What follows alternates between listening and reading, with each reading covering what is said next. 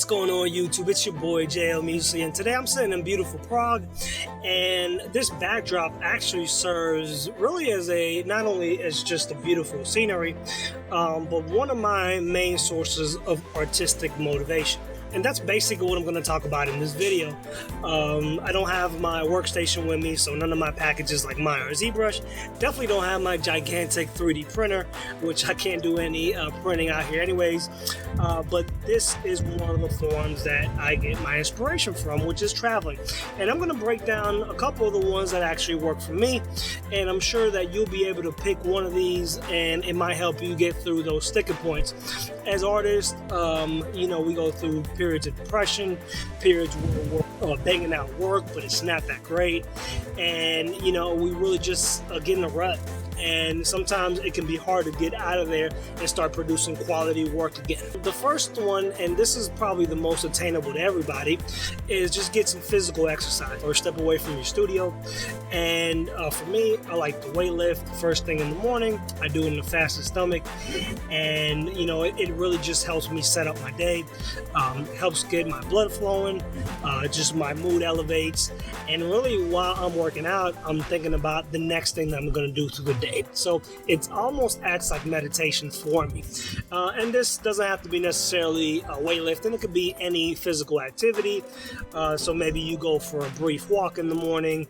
Maybe you do yoga, cycling, just stepping away from the computer, getting some blood flowing. Working out to me actually acts like an antidepressant and really helps to elevate my mood. So I'm one of those guys that's like wired. I have a lot of energy, and if I don't get that out of me in the early part of the day, I'll just be pacing back and forth in the house. I have a lot of energy, but that energy doesn't really convert to any productivity. So that really just sets up the rest of my day. So I try to be as thorough as possible when I throw any information at you guys, and I did my research. There's plenty of studies that have been done that correlate exercise with positive benefits regarding anxiety and depression. There's a good one by the Mayo Clinic, so I have included that link in the description of the video. Treat your body good. The mind and the body are closely connected. And if you neglect your body, your mind is not going to perform at a high level. Just the same work that an artist has to put in day after day to perfect their craft. Those 10,000 hours of work or so to perfect, drawing, sculpting, digital sculpting, 3D modeling. Just that amount of work. There's a close correlation with the amount of work that you have to put in the gym. Those long hours, those brutal sets. Those back-breaking workouts that you have to push through, and it's just really building that discipline. This kind of segues into a famous Arnold quote where, he pretty much compared weightlifting and made an analogy with sculpting the body. And I can't do Arnold like he does, so I'm just going to overlay the quote. But I think this quote actually just perfectly ties into this video. You visualize yourself as a piece of sculpture? Yeah, definitely. Good bodybuilders have the same mind when it comes to sculpting than the sculptor has. You have to analyze it. You look in the mirror and just say, okay, I need a little bit more deltoids, a little bit more shoulders so to get the proportions right. So what you do is you exercise and put those deltoids on. Whereas an artist would just slap on some crayon on each side, and this is maybe the easier way. We go through a harder way because you have to do it on a human body, I mean, obviously a lot of people look at you and they think it's kind of strange what you're doing, But those are the people who don't know much about it. And to me, both art and just weightlifting, it's all about progression. Seeing progression in your lifts, seeing that weight go up, and also just that gradual change in your body. Just like when I'm doing artwork, I like to see progression in my 3D modeling, in my drawing, my painting. I don't want to be stagnant. I want to always push the bar, and I'm willing to put in the work to make that progress.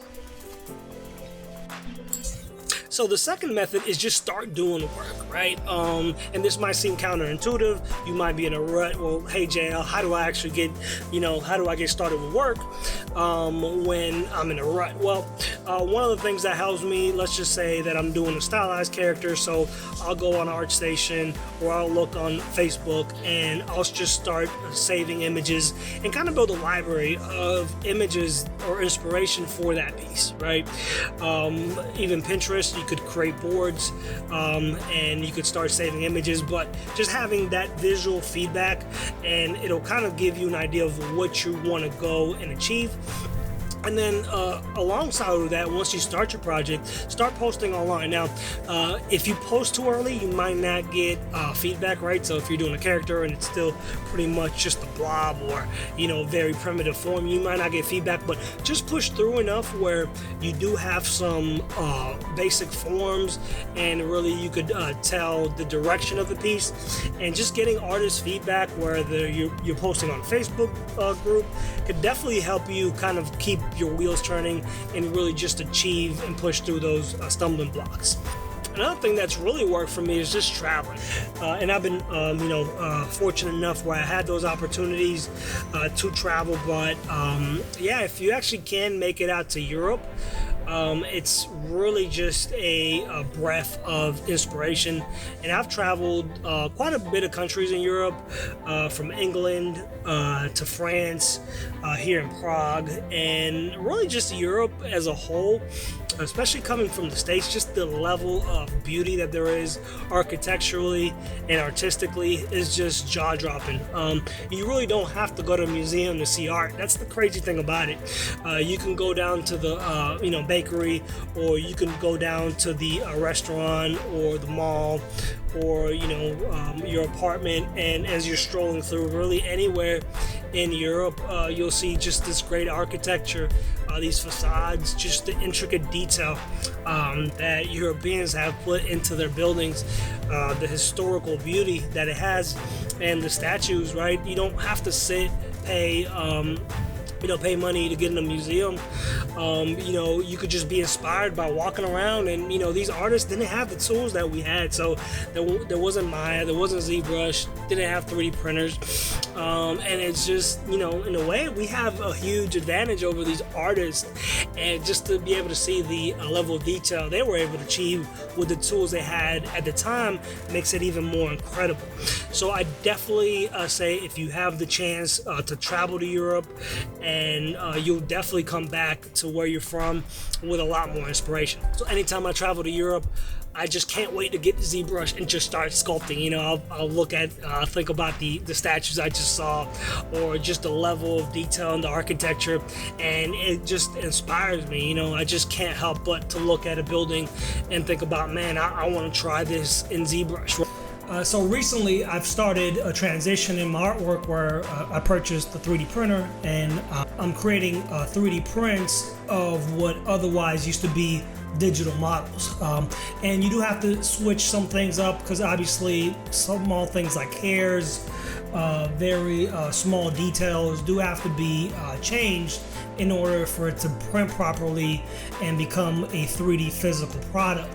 And this is where a lot of my research into the traditional arts, and there's probably a lot of you guys out there that mainly work digital just because of the convenience, but don't forget these masters, these artists that put the time in to create these beautiful works of arts, long back in the days, they were onto something, and they perfected the craft. And it's something that we should actually cherish and admire, and really just try to dissect. And maybe there's components that we can bring into our own artwork. Just because it was done a long time ago doesn't mean that it's irrelevant. A perfect example, I'm working on a 3D printed apocalypse bust, and on the surface this could not be more of a new age way of creating art, but I actually had to research how the busts were actually cut up and presented. And for that, I looked at the work of the old masters, the old sculptors, and this was a great learning experience. But I learned from the artwork, pieces of sculpture that were hundreds or hundreds of years old. I was able to just kind of dissect some of their workflows and apply it to my own. even though this is a very cutting edge medium of 3D printing, digital sculpting that I'm working on. So I really appreciate your time, and I would really like to get your feedback on what works for you. So maybe some of these, different strategies I mentioned in the video will help you out. Maybe you used something before, or maybe you're doing something that gets you through those sticking points. And I would love to hear your feedback on this, because part of these videos that I make is not only just informational, but I do want to get your feedback, and I think these videos just make a great conversation piece to start that conversation. And maybe you have an idea that I didn't cover but can help somebody out, so just go ahead and jot that down in the comments down below. Thanks again for watching, and I'll catch you again in the next video.